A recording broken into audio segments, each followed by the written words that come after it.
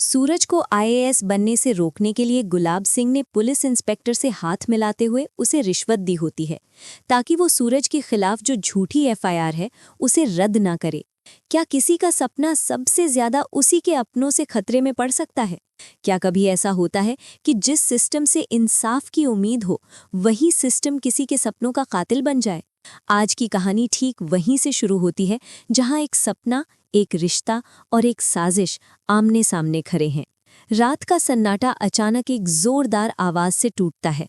थप्पाक। सूरज का हाथ अभी अभी अनिल के गाल पर पड़ा होता है। अनिल लड़खड़ाता हुआ पीछे गिरता है। उसकी आंखों में नशा है, गुस्सा है और हार भी। सूरज गुस्से से कांप रहा है। दोबारा मेरी बहन पर हाथ उठाया ना तो जिंदा नहीं बचेगा। अदिति का पूरा शरीर डर से कांप रहा होता है। वो जैसे ही होश में आती है, सूरज उसे अपने सीने से लगा लेता है।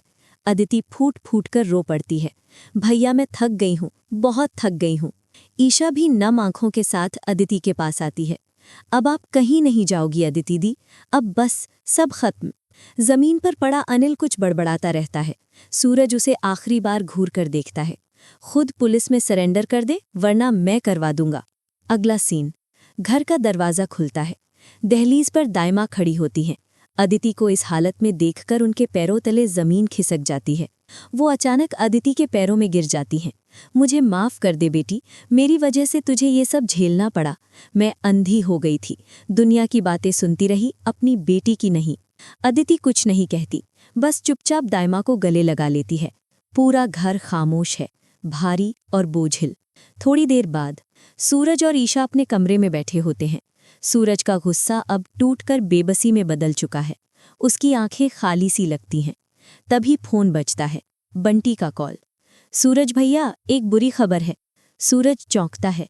क्या हुआ बंटी? बंटी की आवाज़ गंभीर हो जाती है। भैया तुम आईएएस एग्जाम के लिए एलिजिबल ही नहीं हो। तुम्हारा पास्ट रिकॉर्ड बहुत स्ट्रांग नेगेटिव है। सूरज के हाथ से फोन गिरते गिरते बचता है। वही केस जब एग्जाम सेंटर के बाहर मेरे बैग से बंदूक निकली थी। हाँ भैया, सिस्टम में वो एफआईआर आज भी जिंदा है। सूरज की आंखें भर आती हैं। तो फिर मेरा आईएएस बनना बस सपना ही रह गया? ईशा अचानक उसके सामने खड़ी हो जाती है।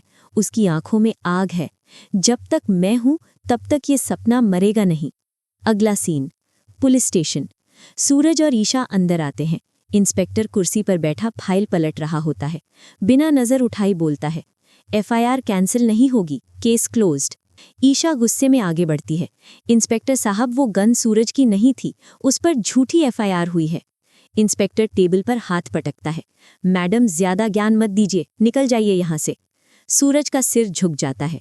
वो बिना कुछ कहे बाहर निकल आता है। ईशा भी चुपचाप उसके पीछे पीछे। लेकिन कहानी यहीं खत्म नहीं होती। कुछ देर बाद उसी पुलिस स्टेशन के बाहर एक गाड़ी आकर रुकती है। गाड़ी से उतरते हैं गुलाब सिंह। वो सीधे इंस्पेक्टर के केबिन में जाते हैं। इंस्पेक्टर धीमी आवाज में बोलता है, काम हो जाएगा गुलाब सिंह जी। गुलाब सिंह जेब से पैसों से भरा मोटा लिफाफा निकालता है।